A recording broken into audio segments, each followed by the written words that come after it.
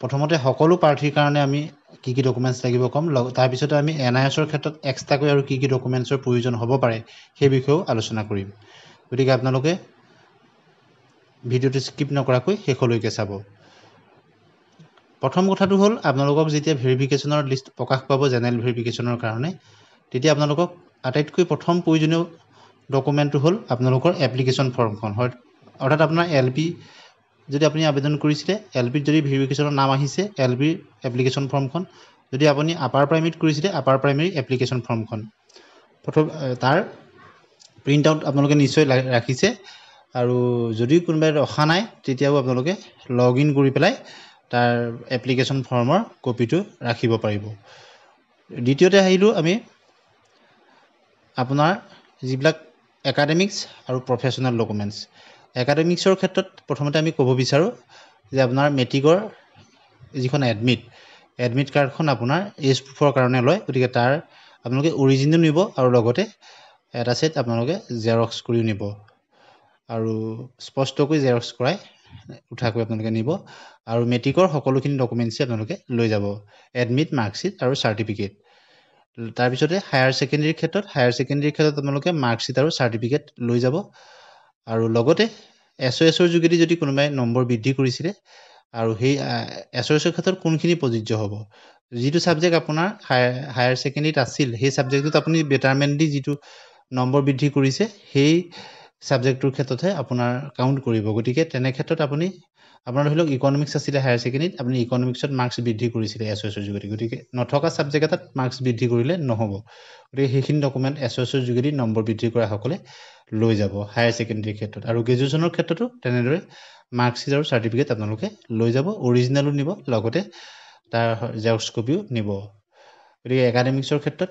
সেইখিনি কথা কোনোবাই যদি LPৰ ক্ষেত্ৰত হায়াৰ ছেকেণ্ডেৰীলৈকে আছে সেইখিনি আপোনালোকে নিব ইয়াৰ পিছতে আহিলোঁ আমাৰ DLEDৰ ক্ষেত্ৰত আৰু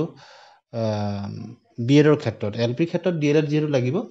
যিসকলে ৰেগুলাৰ মোডত DLED কৰিছে তেওঁলোকৰ যি 2 বছৰৰ মাৰ্কশ্বিট আৰু চাৰ্টিফিকেটসমূহ আপোনালোকে লৈ যাব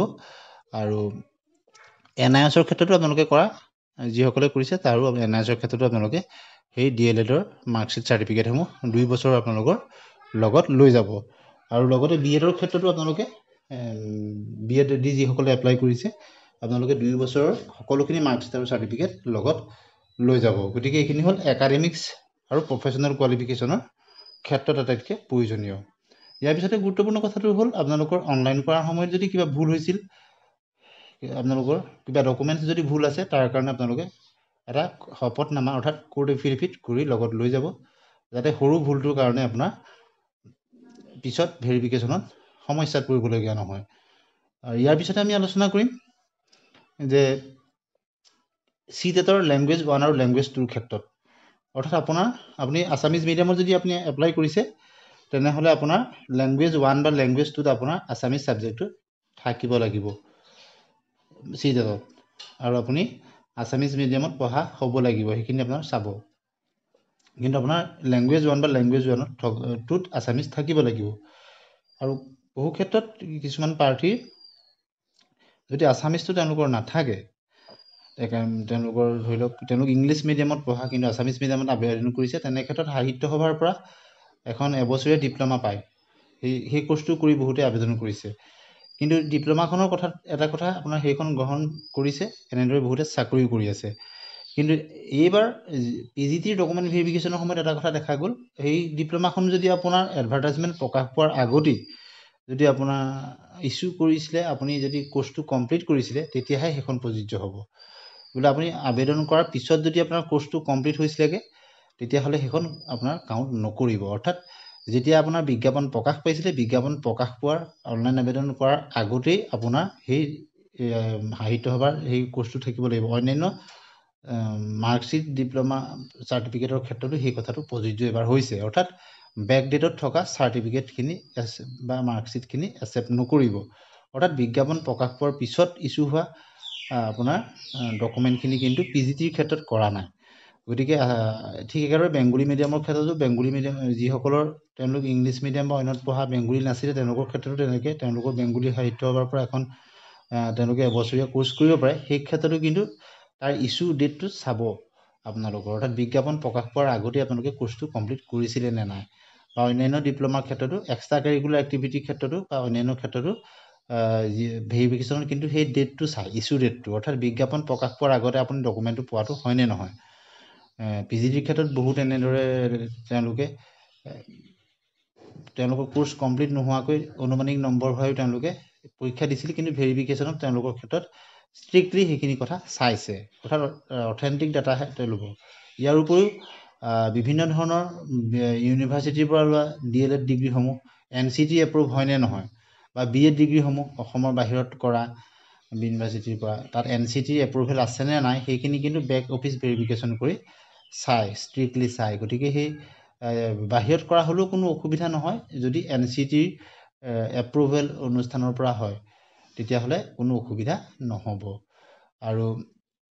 ইয়াৰ পিছতে আহিছোঁ আমি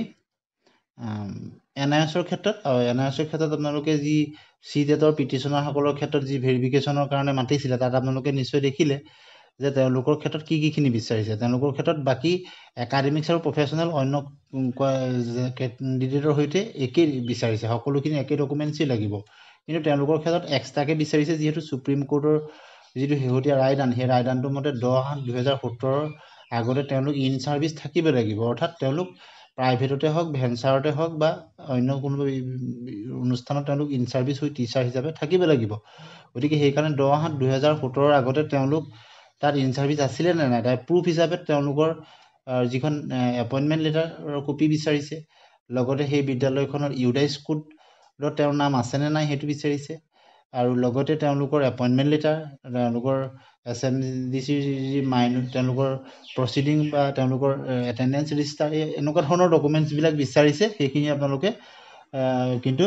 ৰেডি ৰখাটো ভাল। এই ক্ষেত্ৰত আমি সুকীয়াকৈ অন্য এটা ভিডিঅ' দি থৈছোঁ, সেইটো আপোনালোকে চাই ল'ব। গতিকে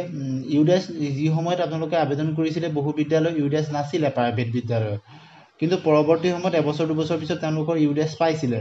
বা 5 বছৰ পিছতো ইউডাইচ পাইছিলে। কিন্তু তেওঁলোকৰ ক্ষেত্ৰতো অসুবিধা নহ'ব, কিয়, যেতিয়া তেওঁলোকে ইউডাইচ স্কুলবিলাকে পাইছিলে তেতিয়া তেওঁলোকৰ ডেট অফ জইনিংটো তাত থাকে। টিচাৰ তাত লগ ইন কৰি আপোনালোকে চালে সেই বিদ্যালয়খনৰ ইউডাইচত আপোনাৰ ডেট অফ জইনিংটো থাকিব। গতিকে যিসকল অথেণ্টিক কেণ্ডিডেট প্ৰকৃততে তেওঁলোক ইন ছাৰ্ভিচ আছিলে, তেওঁলোকৰ ক্ষেত্ৰত কোনো অসুবিধা নহ'ব। আৰু লগতে আপোনাৰ এপইণ্টমেণ্ট লেটাৰ বা অন্যান্য অথেণ্টিকেটেড ডকুমেণ্টবিলাক যিহেতু থাকিবই, গতিকে ইউডাইচৰ ৰেকৰ্ডখিনি যিহেতু অনলাইনত উপলব্ধ আজিকালি, গতিকে আপোনাৰ ইউডাইচৰ সেইখিনি তেওঁলোকে ভেৰিফাই কৰি ল'ব। আপুনি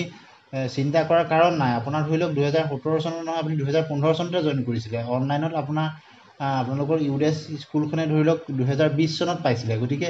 20 চনত আপুনি স্কুলখনৰ ইউডাইচ পাইছিলে যদিও আপোনাৰ 20 চনত যেতিয়া ইউডাইচখনৰ অনলাইন আপোনালোকে চাব, তাত আপোনাৰ ডেট অফ জইনিং থাকিব। আপুনি অৰ্থাৎ 10/8/2017 আগতে তাত জইন কৰা হয়নে নহয়, অৰ্থাৎ 2015 চনত যদি আপুনি জইন কৰিছিলে, 15 চনৰ কোন তাৰিখত জইন কৰিছিলে, সেই সকলোখিনি কথা আপোনাৰ তাত থাকিব।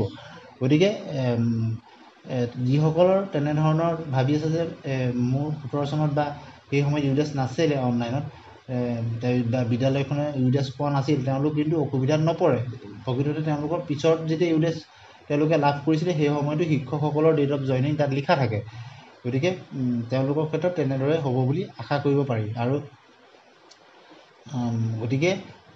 ডকুমেণ্ট ভেৰিফিকেশ্যনলৈকে আপোনালোক গৈ পৰৱৰ্তী সময়ত যাতে অসুবিধাত নপৰে, তাৰ কাৰণে আমি কিছু আপোনালোকৰ সহায় হোৱাকৈ ক'লোঁ। আৰু ইয়াত হয়তো কিছু আৰু ডকুমেণ্টছ অন্তৰ্ভুক্ত হ'ব পাৰে। এক্সট্ৰা কাৰিকুলাৰ ক্ষেত্ৰত আমি কোৱা নাই, কিয়নো এক্সট্ৰা কাৰিকুলাৰ এক্টিভিটি ইতিমধ্যে ভেৰিফিকেশ্যনটো হৈ গৈছে, NCC ক্ষেত্ৰত হওক বা স্পৰ্টছৰ ক্ষেত্ৰতে হওক বা কালচাৰেলৰ ক্ষেত্ৰত।